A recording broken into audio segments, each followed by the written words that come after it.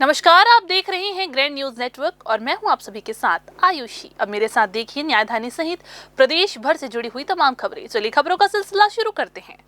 दक्षिण पूर्व मध्य रेलवे के यांत्रिक विभाग ने जनवरी 2026 और वित्तीय वर्ष 2025-26 में एक ऐसा शानदार और ऐतिहासिक प्रदर्शन किया है जिसने रेलवे के परिचालन मानकों को एक नई ऊंचाई पर पहुंचा दिया है। जी हां, बेहतर योजना, आधुनिक तकनीक और कर्मचारियों की अथक मेहनत का नतीजा है कि वैगन अनुरक्षण, मरम्मत और कोच ओवरहॉलिंग के क्षेत्र में एक के बाद एक नए रिकॉर्ड बने हैं।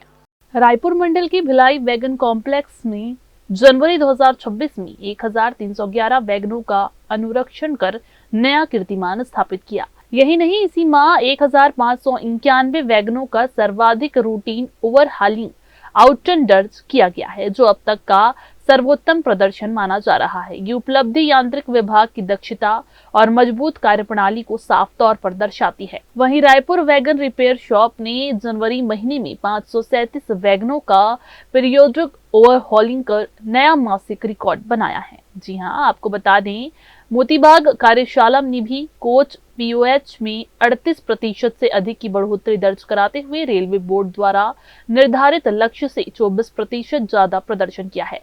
अगर पूरे वित्तीय वर्ष 2025-26 की बात करें तो रूटीन ओवरहॉलिंग वैगन आउटटर्न 11,178 से बढ़कर 15,334 तक पहुंच गया है। रायपुर में भी वैगन पीओएच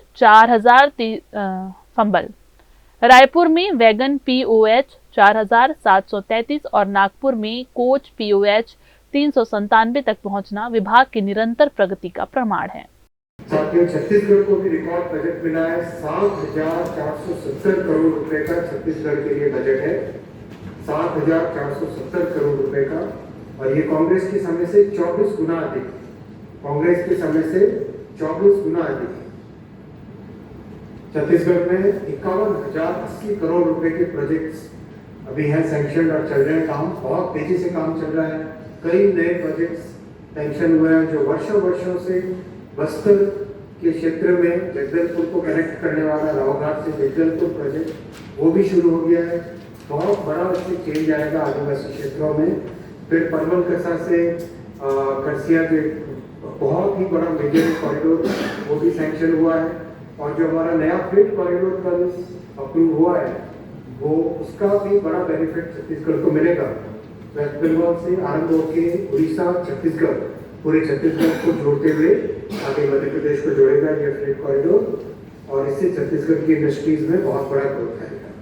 साथ ही साथ जितना काम अभी छत्तीसगढ़ में चल रहा है उससे एक बड़ा बेनिफिट यह आएगा कि आने वाले समय में छत्तीसगढ़ में पैसेंजर गाड़ियों की संख्या डबल हो जाएगी। रेल एक्सप्रेस की गाड़ियों की संख्या डबल हो जाएगी, क्योंकि बहुत सारे प्रोजेक्ट्स हैं जो आने वाले 2 वर्षों में कंप्लीट होने को आ रहे हैं, जहाँ पे काम एक एडवांस स्टेज में पहुँच गया है और फाइनल स्टेज लेके उन प्रोजेक्ट्स को स्टार्ट करना है, जिससे कि डबल कर सके छत्तीसगढ़ के लिए गाड़ियों की संख्या। 7,470 करोड़ रुपए का बजट पिछले वर्ष से ही ज्यादा है। और अगर 10 वर्ष के पहले की तुलना करें तो जैसे अगर आपको बताऊं, मैं 2009 से 2014 के बीच में हमारा एवरेज बजट 311 करोड़ रुपए रहा करता था, जिससे 24 गुना है। तो उससे 24 गुना ज्यादा बजट है।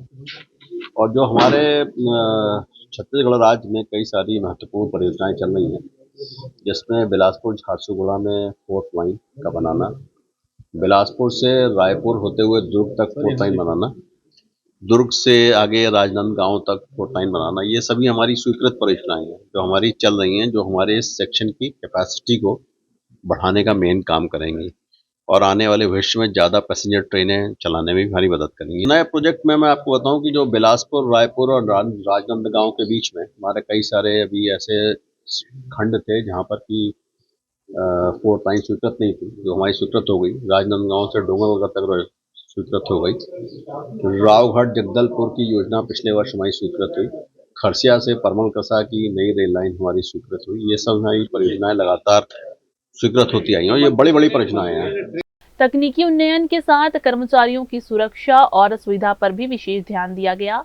एआई आधारित वैगन निरीक्षण और आधुनिक उपकरणों में कार्य तेज, सटीक और सुरक्षित हुआ है।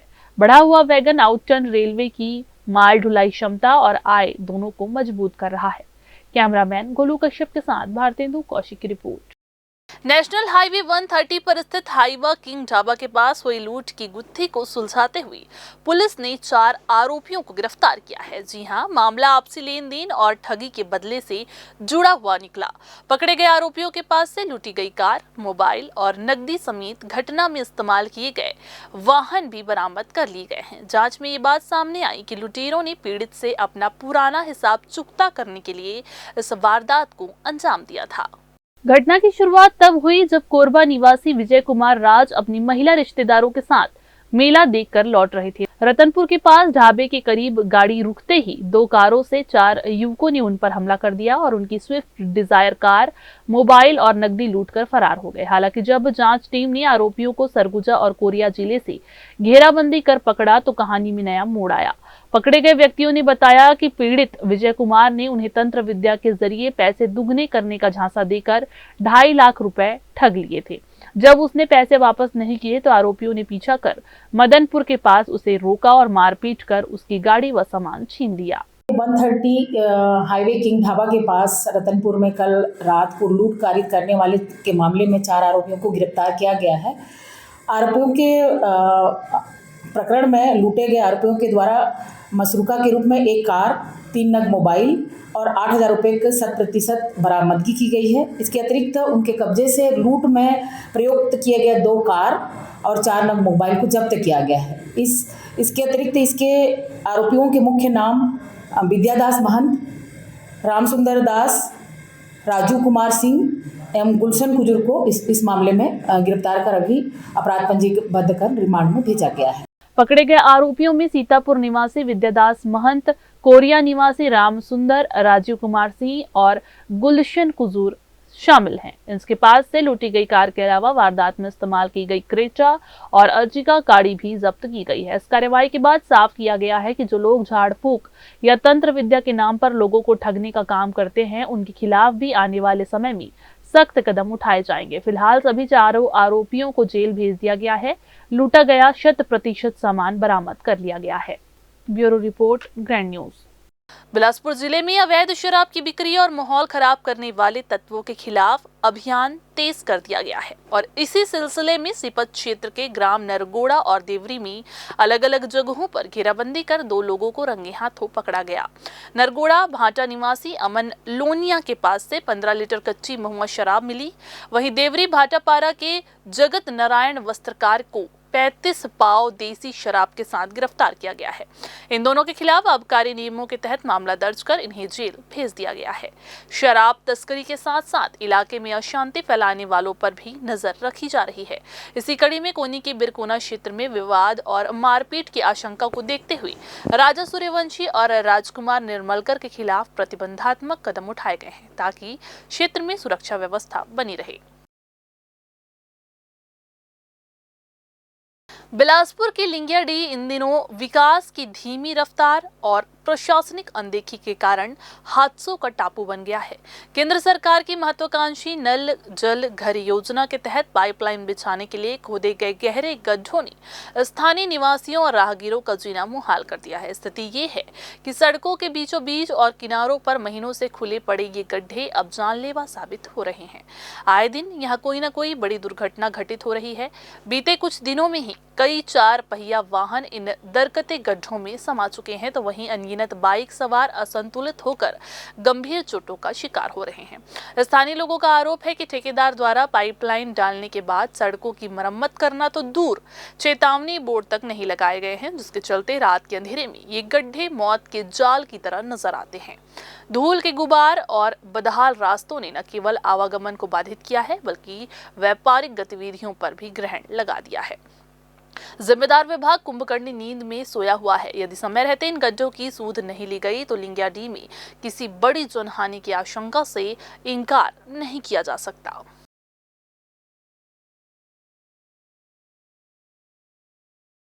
इधर बिलासपुर जिले के निर्वाचन विभाग के विशेष पुनरीक्षण अभियान के दौरान मतदाता सूची में बड़े पैमाने पर डिजिटल गड़बड़ी का खुलासा हुआ है। जिले की 6 विधानसभा सीटों में करीब 4,16,000 से ज्यादा मतदाताओं का डेटा लॉजिकल रूप से संदिग्ध पाया गया है, जो चुनावी व्यवस्था की पारदर्शिता पर गंभीर सवाल खड़े करते हैं। जिले की कोटा, तखतपुर, बिल्हा, बिलासपुर, बिलतरा और मस्तूरी विधानसभा क्षेत्रों की SIR रिपोर्ट में सामने आया है कि कुल मतदाताओं का लगभग 25% डेटा दोषपूर्ण है। ये ऐसा डेटा है जो व्यवहारिक और जैविक रूप से संभव ही नहीं माना जा सकता। सबसे बड़ी गड़बड़ी पिता के नाम के मिलान में सामने आई है, जहां 3,33,000 से अधिक मतदाताओं के रिकॉर्ड में मिसमैच दर्ज किया गया है। इसके अलावा उम्र को लेकर भी चौंकाने वाले आंकड़े सामने आए हैं। जिले में 57,000 से अधिक ऐसे मामले हैं जहां मतदाता और उसके माता पिता की उम्र से महज 15 साल से भी कम का अंतर दर्ज है, जो पूरी तरह से असंभव है। वहीं लगभग 19,000 मामलों में उम्र का अंतर 50 साल से ज्यादा पाया गया है। इसके साथ ही एक ही परिवार के रिकॉर्ड में भी हजारों विसंगतियां सामने आई हैं। विशेषज्ञों का कहना है कि ये स्थिति या तो भारी लापरवाही की ओर इशारा करती है या फिर डेटा सिस्टम में गंभीर स्तर पर सुधार की जरूरत को दिखाती है। फिलहाल ये डिजिटल गड़बड़ी निर्वाचन प्रक्रिया की विश्वसनीयता पर बड़ा सवाल बनकर सामने आई है। कैमरामैन गोलू कश्यप के साथ भारतेंदु कौशिक की रिपोर्ट। इधर बिलासपुर जिले के ग्राम पंचायत नेवसा में युवाओं को आत्मनिर्भर बनाने की दिशा में एक सराहनीय पहल की शुरुआत हुई है। यहाँ बांस शिल्प प्रशिक्षण कार्यक्रम का शुभारंभ किया गया, जिसका उद्देश्य युवाओं को रोजगारमुखी कौशल से जोड़ना है। कार्यक्रम के दौरान वक्ताओं ने कहा कि आज के समय में कौशल विकास आत्मनिर्भरता की सबसे मजबूत नींव है। इस तरह के प्रशिक्षण युवाओं के लिए सशक्त माध्यम साबित होते हैं। उन्होंने प्रशिक्षण में शामिल 20 प्रशिक्षणार्थियों से आह्वान किया कि वे इस अवसर का पूरा लाभ उठाकर अपने भविष्य को मजबूत बनाएं। जानकारी दी गई कि ये बांस शिल्प प्रशिक्षण कार्यक्रम 2 माह की अवधि का है। डिजाइन एंड तकनीकी विकास कार्यक्रम यानी DDW योजना के तहत प्रशिक्षार्थियों को विभाग की ओर से सभी आवश्यक औजार, उपकरण और कच्चा माल उपलब्ध कराया गया है, ताकि सीखने में किसी तरह की कोई परेशानी ना हो। आपको बता दें कि प्रशिक्षक और अनुभवी डिजाइनर द्वारा प्रशिक्षण के दौरान बांस से उपयोगी वस्तुएं, सजावटी सामग्री, फर्नीचर और विभिन्न आकर्षक कलाकृतियां बनाना सिखाया जाएगा। प्रशिक्षण के लिए आवश्यक मशीनरी और अध्ययन सामग्री भी पूरी तरह से उपलब्ध कराई गई है। ये प्रशिक्षण कार्यक्रम ग्रामीण युवाओं के लिए आत्मनिर्भर बनने की दिशा में एक नई उम्मीद और मजबूत अवसर बनकर सामने आया है। छत्तीसगढ़ हस्तशिल्प विकास बोर्ड बिलासपुर की ओर से 2 माह का डिजाइन एवं तकनीकी विकास कार्यशाला का प्रारंभ किया गया। आज दिनांक 30 जनवरी 2026 को 20 प्रशिक्षार्थियों की उपस्थिति में और डिजाइनर मास्टर की उपस्थिति में आज ट्रेनिंग सेंटर का सकुशल पूर्वक शुभारंभ किया गया। इसमें विभिन्न तरह के डिजाइन के फर्नीचर वगैरह और सजावटी सामान, उपयोगी सामान सिखाए जाएंगे और सभी शिल्पी इसमें तो बायोमेट्रिक मशीन की वो में उपस्थिति अपना दर्ज कराएंगे, 100% दर्ज कराएंगे। मैं लखनऊ से आई हूँ, छत्तीसगढ़ पहली बार, और यहाँ पे DDW वर्कशॉप चल रहा है जो कि 50 दिन का है। और इसमें ये जो हमारा वर्कशॉप है ये बैम्बू का है। तो 50 दिन हम ये वर्कशॉप करेंगे। कुछ नया करने की कोशिश कर रहे हैं, कुछ इनोवेशन करना चाहते हैं। मैं चाहती हूँ कि जितने भी हमारे पास कारीगर हैं, वर्कर हैं, आर्टिजन्स हैं, वो सब नया नया कुछ सीख के जाए और खुद का रोज़गार शुरू करें। मैं यही चाहती हूँ। इधर बिलासपुर शहर में धरना प्रदर्शन के लिए किसी वैकल्पिक स्थल के चयन को लेकर बुलाई गई प्रशासनिक बैठक एक बार फिर से बिना किसी ठोस नतीजे के समाप्त हो गई। नेहरू चौक में बार बार धरना प्रदर्शन होने से शहर की यातायात व्यवस्था प्रभावित होती है। इसी समस्या को देखते हुए जिला और पुलिस प्रशासन ने स्थल परिवर्तन को लेकर मंथन सभा कक्ष में एक अहम बैठक आयोजित की थी। इस बैठक में भाजपा, कांग्रेस, आम आदमी पार्टी सहित विभिन्न राजनीतिक दलों और कर्मचारी संगठनों के पदाधिकारी मौजूद रहे। बैठक का मुख्य उद्देश्य ये था कि धरना प्रदर्शन के लिए ऐसा स्थान तय किया जाए जिससे शहर में जाम की समस्या ना हो और सभी संगठनों को समान सुविधा मिल सके। बैठक में कई संभावित स्थलों पर चर्चा की गई, लेकिन किसी एक स्थान को लेकर आम सहमति नहीं बन सकी। कुछ नेताओं ने मुंगेली नाका स्थित मैदान को वैकल्पिक स्थल के रूप में प्रस्तावित किया, लेकिन इस पर सभी संगठनों की एक राय नहीं बन पाई। बैठक से पहले कलेक्टर संजय अग्रवाल ने भी स्पष्ट किया था कि सभी पक्षों की राय के बाद ही अंतिम निर्णय लिया जाएगा। हम लोगों ने चूंकि नेहरू नगर में यहाँ पे जो भी अपनी जिनाइन मांगों को लेकर के लोग धरना करते हैं, उसको लेकर के काफ़ी बिजी हो गया नेहरू चौक। तो उसमें पहले से भी यहाँ पे चर्चा होती रही है कि धरना स्थल को यदि हम लोग सर्वसहमति से कहीं चेंज कर पाएंगे तो उसको चेंज करना चाहिए, क्योंकि आने जाने वालों को काफ़ी तकलीफ होती है। तो उसी के लिए आज ये बैठक रखी गई है। इसमें सभी दलों से चर्चा की जाएगी और चर्चा के उपरांत फिर जो भी निर्णय होगा चर्चा के उपरांत। हालांकि बैठक के बाद भी सहमति नहीं बन सकी। राजनीतिक दलों और कर्मचारी संगठनों के बीच तालमेल नहीं बैठ पाने के कारण फिलहाल स्थल चयन टाल दिया गया है। कलेक्टर संजय अग्रवाल ने और विचार विमर्श के लिए कुछ समय देते हुए अगली बैठक बाद में आयोजित करने की बात कही है। वहीं कर्मचारी नेता रोहित तिवारी ने मांग की है कि धरना प्रदर्शन के लिए एक ऐसा स्थान तय हो जहां आम जनता और प्रशासन दोनों का ध्यान जाए और सभी संगठनों के लिए एक जैसे नियम लागू हो। फिलहाल सहमति नहीं बनने के कारण धरना प्रदर्शन पहले की तरह ही नेहरू चौक पर ही जारी रहेंगे। कैमरामैन गोलू कश्यप के साथ भारतेंदु कौशिक की रिपोर्ट। छत्तीसगढ़ की न्यायधानी बिलासपुर में स्वच्छता सर्वेक्षण और स्वच्छ भारत अभियान के दावों की जमीनी हकीकत वार्ड क्रमांक 63 जोरापारा में आकर दम तोड़ती हुई नजर आ रही है। एक और जहां शासन प्रशासन पूरे प्रदेश में स्वच्छता को लेकर करोड़ों रुपए खर्च कर सहभागिता निभा रहा है, वहीं दूसरी ओर जोरापारा के निवासी पिछले कई वर्षों से तालाब और गंदी नालियों से उठने वाली असहनीय दुर्गंध के बीच रहने को विवश है। जी हाँ, स्थानीय निवासियों का कहना है कि वे गंदगी से त्रस्त हो चुके हैं और नगर निगम प्रशासन से लेकर जनप्रतिनिधियों तक बार बार गुहार लगा चुके हैं, लेकिन आश्वासन के सिवा उन्हें आज तक कुछ हासिल नहीं हुआ है। वार्ड में नालियों की निकासी व्यवस्था ध्वस्त होने के कारण सड़न और संक्रमण का खतरा बना रहता है, जिससे क्षेत्र में बीमारियों के फैलने की आशंका बनी हुई है। इस गंभीर समस्या पर जब वार्ड पार्षद श्याम साहू से जवाब मांगा गया तो उन्होंने विकास कार्यों का हवाला देते हुए ये बताया कि उनके निरंतर प्रयासों से जोरापारा तालाब के सौंदर्यीकरण, नई नालियों के निर्माण और अन्य बुनियादी ढांचे के लिए 7 करोड़ रुपए के विकास कार्यों की स्वीकृति मिल चुकी है। पार्षद का दावा है कि इन कार्यों के शुरू होने के बाद वार्ड की तस्वीर पूरी तरह से बदल जाएगी। हालांकि वर्तमान में स्थिति जस की तस बनी हुई है और स्थानीय जनता अब भी प्रशासन की उदासीनता का दंश झेल रही है।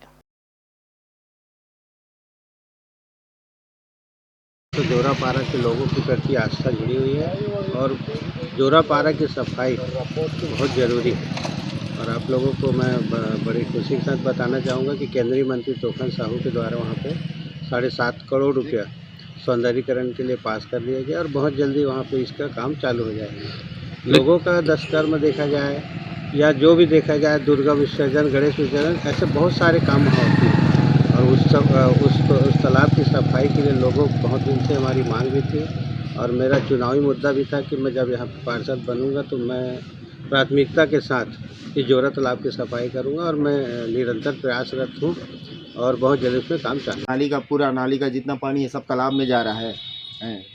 अब हमारे पार्षद महोदय को 1-2 बार हम शिकायत किए हैं, इसमें कोई जानकारी मतलब वो विशेष कोई वो नहीं उठाते हैं वो लोग विशेष कारण मतलब मुद्दा उठाएं भाई रोड का समस्या है, रोड है नहीं मोहल्ले में आने का। अभी बता रहा हूँ भैया, सबसे बड़ी समस्या है, मैं बता रहा हूँ, अभी अगर किसी घर में आग लग जाए फायर नहीं आ सकता, एम्बुलेंस नहीं आ सकता भैया, और क्या बोलें।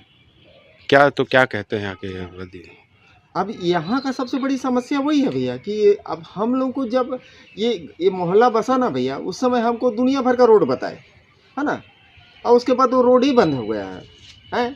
तालाब एक हमारा मतलब तालाब ही एक ऐसा सहारा है जिसके हम पार में चल के आ रहे हैं।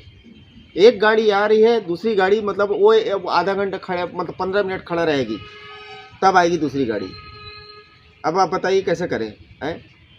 क्या कहते हैं जनप्रतिनिधि लोग यहाँ पे? जनप्रतिनिधि को हम लोग अमर भैया को एक बार बोल चुके हैं इस चीज़ के लिए, अमर भैया एक बार देख के भी गए हैं। तो ये थी आज की बुलेटिन की तमाम खबरें। अगले बुलेटिन में फिर होगी आपसे मुलाकात। तब तक के लिए पूरी टीम के साथ मुझे दीजिए इजाजत। नमस्कार।